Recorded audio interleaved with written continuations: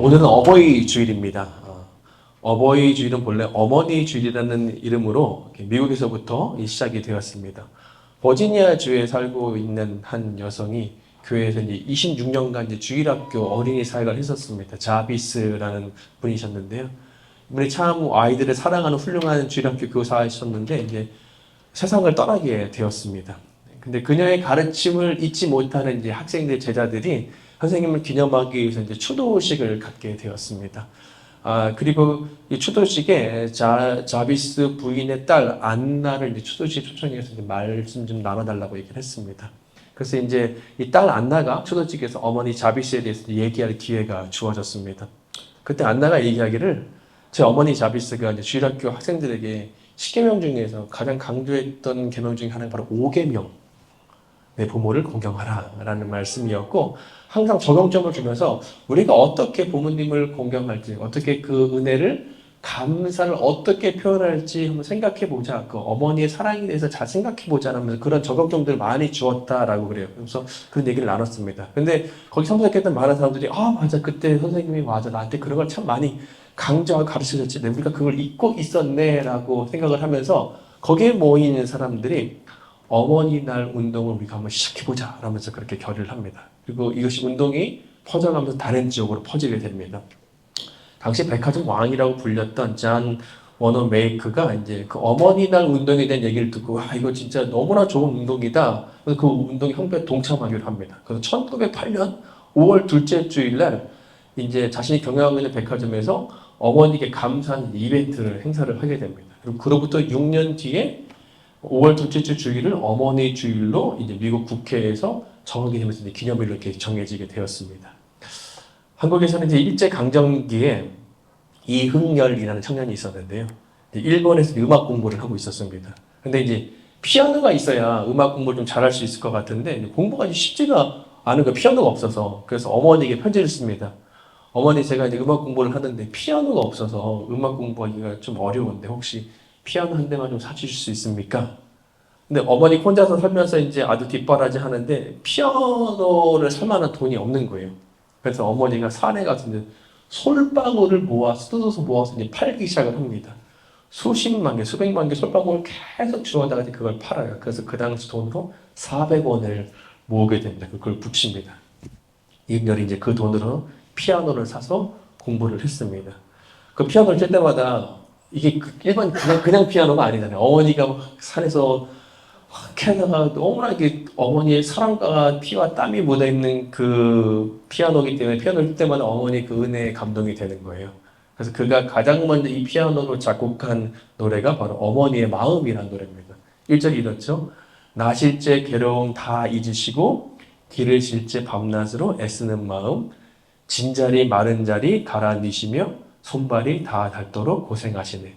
하늘 아래 그 무엇이 넓다 하리요. 어머니의 희생은 가히 없어라. 오늘은 한국에서는 이제 어버이 주일, 또 미국에서는 어머니 주일로 그렇게 보냅니다.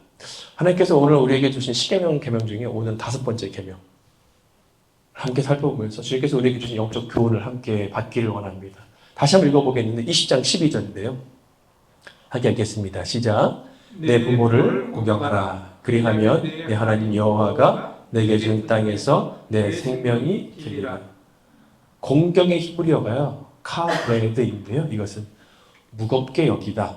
비중 있게 생각해라. 또 중요하게 여겨라. 라는 그런 뜻을 가지고 있습니다. 그러니까 부모님을 공경해라. 라는 말씀은 우리의 삶에서 부모님의 위치를 무겁게 두어라. 비중 있게 두어라. 중요하게 여겨라. 라는 그런 뜻입니다. 신약성경을 보게 되면 이 5개의 명을 다시 언급을 하는데요. 바울이 에베소서 6장 2절에서 이렇게 말합니다. 우리 함께 한번 읽어볼까요? 시작. 자녀들아 주 안에서 너희 부모에게 순종하라. 이것이 옳으니라. 내 아버지와 어머니를 공경하라. 이것이 약속 있는 첫 계명이다. 라면서 그렇게 얘기를 합니다. 이상하죠? 내 부모를 공경하라. 라가 10계명 중에서는 5번째 계명이에요. 근데 바울은 이것이 약속에 있는 첫 계명이다라고 말을 합니다. 왜냐하면 10계명을 이제 크게 2개로 나눌 수가 있거든요. 1계명부터 4계명까지는요, 대신 계명이라고 합니다. 그러니까 하나님을 향한 계명, 하나님과 나와의 지켜야 될 계명이고, 5계명부터 10계명까지는 대인 계명, 사람들끼리 서로 지켜야 될 약속입니다. 그런데 이 부모를 공경하라 이 5계명은 대인 계명 중에서의 첫 번째 계명이죠. 그래서 약속이 있는 첫 계명이다라고 말을 했습니다. 우리가 부모님을 공경하는 것, 즉 비중 있게 우리가 부모님을 두는 것, 중요하게 여기면 하나님께서 뭐라고 약속하셨느냐? 내 생명이 길다, 장수할 것이다 라는 말씀하셨습니다. 여기서 장수는요, 단순히 그냥 시간적으로 오래 사는 것만을 의미하지 않습니다. 너무나 힘들게 오래 살면 그것이 뭐가 축복이겠습니까? 오히려 다 힘든 일이겠죠. 여기서는 시간적인 길뿐만 아니라 질적인 건강, 행복도 함께 말하고 있습니다. 우리가 부모님을 건강하면 주님께서 우리에게 약속하시기를 질적, 양적인 축복의 인생의 축복이 있을 것이다 라고 말씀합니다. 그다음 구체적으로 우리가 어떻게 부모님을 공경해야 할까? 오늘 좀 세 가지 적용점을 함께 살펴보기를 원하는데요. 첫 번째는 부모님을 용서하는 것입니다. 우리 중에는 부모님으로부터 깊은 상처를 받으신 분들이 있을 수도 있습니다. 부모로부터 받은 폭언이라든지 학대로 인해서 부모에 대한 분노의 감정을 오래 갖고 계시는 분들이 있을지 모르겠어요. 어쩌면 야, 나는 부모처럼 절대 살지 않을 거야 라고 다짐하면서 지금까지 살아오신 분들도 있을지 모르겠습니다. 그러니까 내 기억 속에서 부모님을 지우신 분들도 있을지 모르겠어요. 무디 기념교회 조지 스윙튼이 이런 말을 했습니다. 아름다운 정원이 되어야 할 가정이 사나운 정글로 변하고 있다. 많은 가정들이 요즘 깨지고 있습니다. 그리고 겉으로는 괜찮아 보이는 가정들도 사실 수면 아래는 긴장감이 막 흐르고 있는 가정들도 적지 않습니다. 심지어 나의 부모 때문에 내가 이렇게 지금 망가진 인생을 살고 있어 라면서 부모에 대한 오래된 적대심을 갖고 있는 사람들도 있습니다. 어떤 그리스도인들은요, 아버지는 상처가 너무 커서요, 예수님을 믿었지만 하나님을 아버지라고 부르기를 꺼려하는 거예요. 하나님 아버지라고 부를 때마다 육신의 그 아버지의 상처가 생각이 나서 쉽게 하나님을 아버지라고 부르지 못하는 분도 제가 보았습니다. 사랑하는 여러분, 작던 크던 우리가 부모님으로부터 받은 잊기 어려운 그런 상처가 있다면 제가 간절히 원하기는 하나님께서 여러분의 상처난 마음을 고쳐주시기를 바랍니다. 마음을 고쳐주신 하나님께 우리가 기도할 수 있습니다. 부모님에게 다친 나의 마음 위로해달라고 기도하면 예수님께서 찾아오셔서 여러분의 마음을 안아주시고 감싸주십니다. 부모님을 용서할 수 있는 영적인 힘도 주십니다. 그리고 기도 가운데 어쩌면 그분을 이해하게 될 수도 있습니다. 나에게 상처 준 부모, 어릴 적 받은 상처로 인해서 그렇게 될 수도 있었겠다라면서 이해되는 것이죠. 우리가 좀 전에 읽었던 에베소서 6장 1절 2절인데요. 한번 읽겠습니다. 시작. 자녀들아 주 안에서 너희 부모에게 순종하라. 이것이 옳으니라. 내 아버지와 어머니를 공경하라. 여기서 보게 되면 공경하라고 할 때 어떻게 공경하는 거냐면 주 안에서, 예수님 안에서 공경하는 말입니다. 달리 표현하면 예수님의 십자가의 은혜 안에서 공경해야 한다는 뜻입니다. 즉 부모님을 공경하는 것은 내 힘과 의지만으로는 하기 쉽지 않다는 거예요. 예수님께 주신 은혜를 힘입어서 할 수 있다는 것입니다. 부모님에 대한 실망감과 상처로 혹시 공경하기 참 쉽지 않은 분들이 있을지 모르겠습니다. 그렇기 때문에 우리는 예수님 안에서 그분께서 나에게 베풀어준 십자가의 용서와 용납과 은혜를 생각하면서 그렇게 부모님을 용납하고 사랑하고 공경해야 한다라는 말씀을 하고 있습니다. 구약에 요셉이 나옵니다. 요셉이요, 아버지의 편애가 있었고 형제들의 미움이 있었습니다. 그래서 어릴 적에 이집트의 노예로 팔려갔습니다. 고생이란 고생은 어릴 때부터 너무나 많이 하는 거예요. 너무나 답답한 억울한 일도 많이 겪었습니다. 죽을 고비도 넘겼습니다. 아주 험난한 인생을 그가 살았습니다. 그러다가 하나님의 은혜로 애굽의 총리가 되고 후에 애굽으로 식량을 받으러 온 형제들을 만나게 됩니다. 가족을 보자마자 부모 원망, 현재 원망하면서 얼마나 분노를 토해내야 합니까? 당신들 때문에 내 인생이 얼마나 힘겨웠는지 아냐고. 하루 내가 편하게 발 뻗고 잘 날이 없었다고. 그런데 요셉이 이렇게 말합니다. 창세기 50장 20절인데요. 우리 읽겠습니다. 시작. 당신들은 나를 해하려고 하였으나 하나님은 그것을 선으로 바꾸사 오늘과 같이 많은 백성의 생명을 구하게 하시려 하셨으니. 부모 때문에, 형제 때문에, 가족 때문에 내 인생 꼬인 것 같지만 사실 그 꼬인 인생의 실타래를 하나님께서 선으로 풀어가고 계신다는 것입니다. 사랑하는 여러분, 혹시 내 인생 부모 때문에 꼬인 것 같아 라고 생각하시는 분들이 혹시 있으시다면 내가 정말 부모만 잘 만났어도 지금과 좀 다른 인생을 살고 있을 텐데 라고 생각하신다면 우리를 창조하신 하나님 아버지께서 우리 인생을 선하게 풀어가고 계심을 여러분 꼭 믿으시기 바랍니다. 혹시 부모에 대한 깊은 상처와 분노가 있으시다면 이 시간 하나님께서 여러분의 마음을 만져주시고 영적인 힘도 주셔서 상처난 마음이 하늘 그대로 덮어지고 회복의 은혜가 있기를 바랍니다. 두 번째로 우리가 어떻게 부모님을 공경할 수 있습니까? 그건 부모님을 우리가 실제적으로 사랑하는 것입니다. 옛말에 이런 말이 있죠. 내리사랑은 있어도 치사랑은 없다고. 이만큼 비성경적인 말이 없습니다. 위로 가는 사랑이 왜 없습니까? 오늘 하나님은 우리에게 말씀하십니다. 계명으로 말씀하시죠. 위로 가는 사랑을 해라. 부모님을 공경해라. 부모님을 사랑해라. 라고 말씀합니다. 하나님께서 우리 자녀들이 부모께서 키워주신 그 은혜, 헌신을 당연하게 여기는 것이 아니라 감사하고 그분에게 사랑으로 섬겨야 한다, 표현해야 한다라고 말씀합니다. 한국에 효도 교육을 잘 가르친 학교가 있다고 그래요. 가나안 농문 학교인데 거기 김평일 교장님께서 효도 10계명을 알려주셨어요. 너무 많으니까 저희가 4가지 정도만 보겠는데요. 첫 번째는 대답을 잘하고 말씀을 잘 들어야 한다는 것입니다. 얘기하다 보면 듣다 보면 너무 나한테 잔소리하는 것 같아. 그런다 할지라도 그 밑바탕에는 자녀들을 향한 사랑과 걱정이 있는 거잖아요. 부모님의 마음을 이해하면서 부모님이 어떤 소리를 하시는지 잘 경청하고 잘 대답해 주는 것입니다. 두 번째는 표정을 밝게 하고 웃음을 잃지 말아라 하는 것입니다. 저는 이제 부모님과 자주 영상통화 하는데 일주일에 한두 번 정도는 꼭 하는 것 같아요. 근데 어느 때는 이제 영상통화 끝나고 카톡이 와요, 바로. 아니, 요즘 힘들어? 이렇게 얼굴이 안 좋아 보이네? 그렇게. 그냥, 그러면 이제, 아니에요. 저 뭐, 그냥, 그렇게 보였어요. 저 잘 지내요. 라고 이제 그렇게 카톡을 합니다. 그래서 제가 생각한 게, 부모님 내 얼굴 표정까지 계속 보고 계셨구나. 라는 생각이 좀 드는 거예요. 특히 멀리 떨어져 있다 보니까 더욱더 이제 얼굴을, 표정을 더 잘 보시는 것 같아요.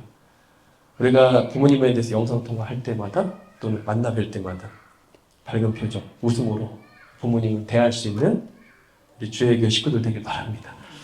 그 다음에 또 세월째 스킨십을 하자라는 것이더라고요. 부모님 만나면 손도 잡아드리고, 포옹도 하고, 또 안마도 해드리면서 스킨십 하는 것입니다.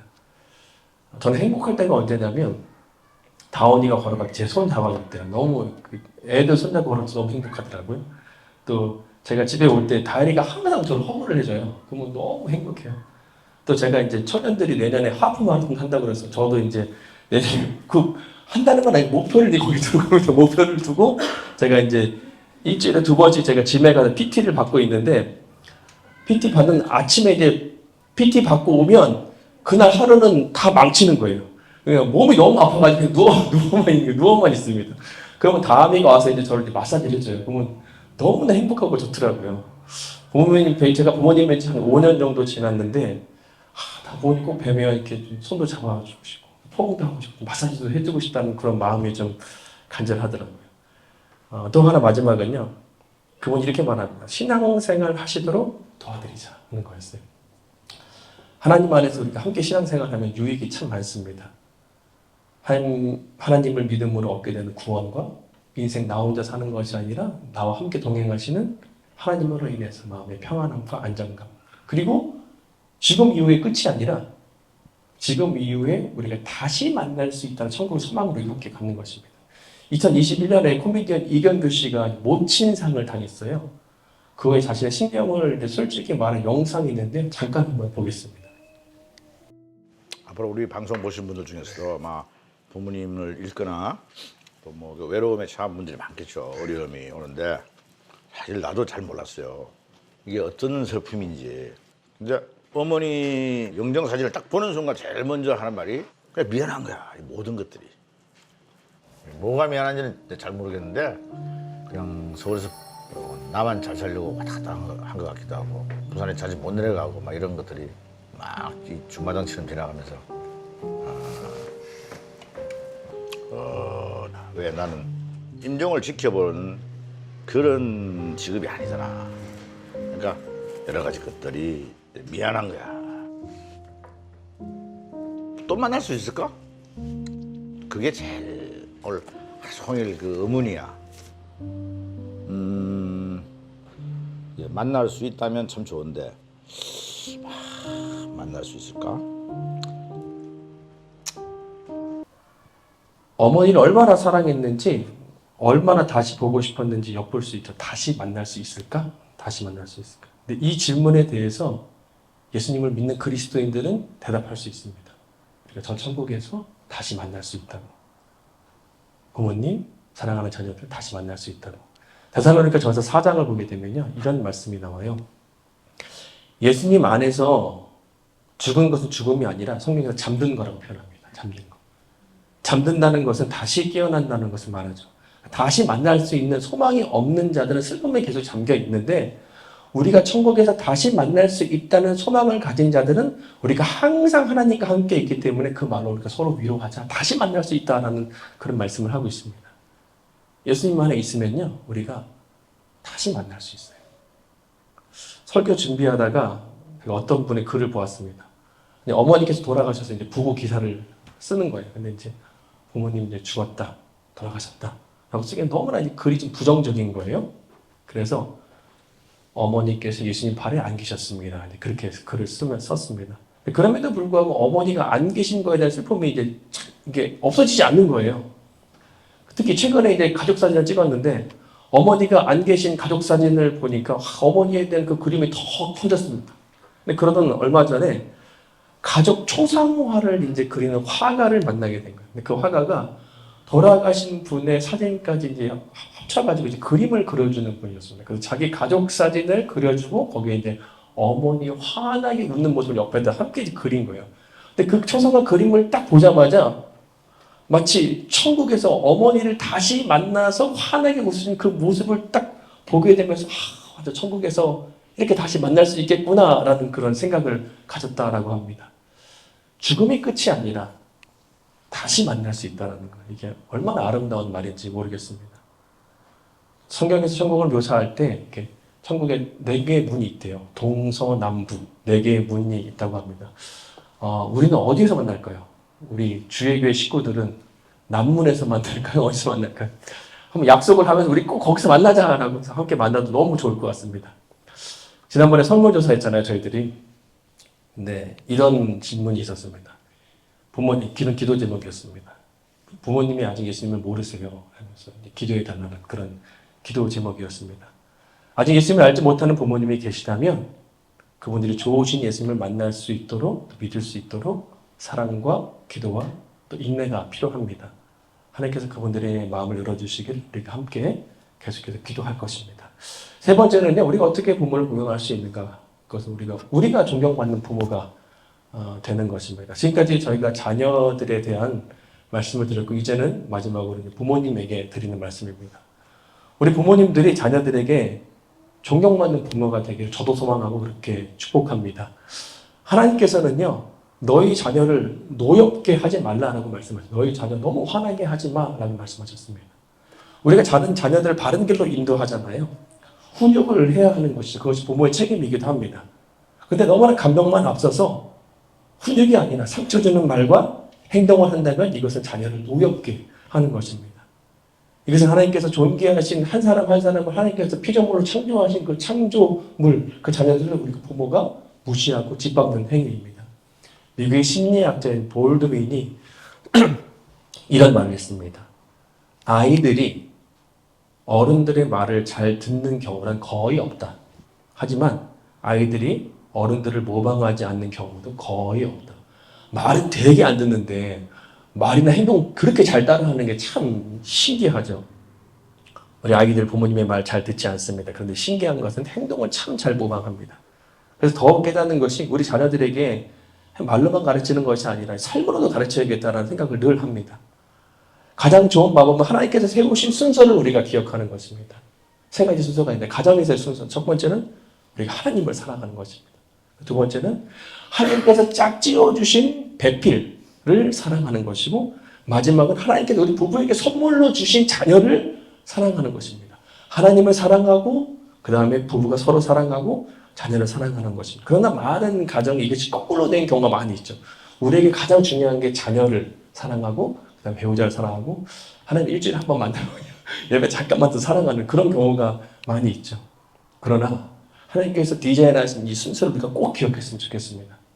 부모님이 먼저 하나님을 사랑해서 함께 있을 때 부부가 함께 하나님 찬양하고 기도도 같이 하고 하나님 말씀도 듣고 그 영적인 모습을 자녀들에게 보여주는 것이죠. 그리고 하나님께 짝지어진 배우자를 서로 사랑하는 것입니다. 그리고 마지막으로 사랑하는 배우자를 통해서 선물로 주신 우리 자녀들을 우리가 사랑하는 것입니다. 이것이 하나님께서 디자인하신 가정의 순서입니다. 한국에서 이제 사춘기 중고교 학생들 설문조사를 했습니다. 가장 죽고 싶을 때가 언제입니까? 언제일 것 같으세요? 학업의 스트레스, 친구들의 따돌림, 게임을 잘 못할 때 1위가 뭐냐면요. 부모님이 서로 싸울 때였어요. 우리 부모님들은 공감하시겠지만 자녀들이 싸우지 않고 서로 잘 지내고 이렇게 막 방에서 아이들만 웃음소리 들으면 막 행복하잖아요. 자녀들도 역시 마찬가지라는 거예요. 부모님이 서로 싸우시면 자녀들이 크게 걱정합니다. 온갖 신경이 다 거기에 쓰이는 거예요. 불안합니다. 그러나 부모님이 서로 사랑하고 안방에서 아빠, 엄마 웃음소리가 들리면 자녀들이 안정감과 행복을 느낀다라고 합니다. 다음 주일은 부부주일입니다. 좀 특별한 시간을 가지려고 그래요. 저희가 한 달 전에 성도님들께 설문조사 했잖아요. 거기에 대한 설문 질문들이 많이 들어왔습니다. 그 질문들을 바탕으로 인생의 산전수전 다 겪으시고 아름다운 부부의 모습을 보여주시는 우리 박하는 목사님과 양경희 사모님이 강사로 오셔서 이날 그 질문에 대해서 함께 우리가 말씀으로 나누려고 합니다. 우리 부부 되시는 분들 기대하시고 꼭 동참해 주셔서 다음 주 말씀을 통해서 우리 주에게 부부와 가정이 아름답게 세워지길 소망합니다. 10계명 가운데요. 9개의 계명은요. 우리가 언제든지 마음만 먹으면 지킬 수 있는 계명이에요. 그러나 한 계명만 정해진 때가 있습니다. 그 때가 지나면 아무리 지키고 싶어도 우리가 지키지 못하는 거예요. 그래서 바로 오늘 5계명이 내 부모를 공경하라라는 것입니다. 그렇게 5계명은요. 미룰 수 없는 계명이에요. 지금 바로 우리가 실천해야 될 계명입니다. 마지막으로 심순덕 씨가요. 쓴 시, 굉장히 유명한 시잖아요. 어머니는 그래도 되는 줄 알았습니다. 이 시를 함께 읽고 어머니에 대한 생각을 한번 하면서 함께 찬양하고 기도하는 시간 갖도록 하겠습니다. 어머니는 그래도 되는 줄 알았습니다. 하루 종일 밭에서 죽어라 힘들게 일해도 어머니는 그래도 되는 줄 알았습니다. 찬밥 한 덩이로 대충 부뚜막에 앉아 점심을 때워도 어머니는 그래도 되는 줄 알았습니다. 한겨울 냇물에서 맨손으로 빨래를 방망이질해도 어머니는 그래도 되는 줄 알았습니다. 배부르다, 생각 없다, 식구들 다 먹이고 굶어도 엄마는 그래도 되는 줄 알았습니다. 발 뒤꿈치 다 헤어져 이불에 소리를 내도 엄마는 그래도 되는 줄 알았습니다. 손톱이 깎을 수조차 없이 닳고 문드러져도 엄마는 그래도 되는 줄 알았습니다. 아버지가 화내고 자식들이 속썩여서 끄떡없는, 정말 끄떡없는, 와 우리 엄마 정말 대단하다, 흔들리지 않는다. 근데 엄마는 그래도 되는 줄 알았습니다. 외할머니 보고 싶다, 외할머니 보고 싶다. 그것이 그냥 넋두린 줄만. 한밤중에 자다 깨어 방구석에서 한없이 소리 죽여 울던 어머니를 보느라 어머니는 그러면 안 되는 것이었습니다. 어머니 그러면 안 되는 거였어요. 우리가 항상 부모님에 대한 감사함을 늘 기억하고 부모님의 사랑과 헌신을 기억하며 혹시 내 안에 부모님에 대한 상처가 있다면 이 시간 오늘 기도를 통해서 하나님 내 마음에 영적인 힘을 주셔서 우리 부모님을 용서할 수 있는 마음도 주시고 또 부모님에 대한 감사한 마음들이 계신 분이 있다면 하나님 제가 그 감사함과 은혜를 당연하게 여기는 것이 아니라 거기에 대해서 내가 감사한 마음으로 사랑을 표현할 수 있는 제가 되기를 소망하면서 이제 함께 찬양하고 기도하는 시간 갖도록 하겠습니다.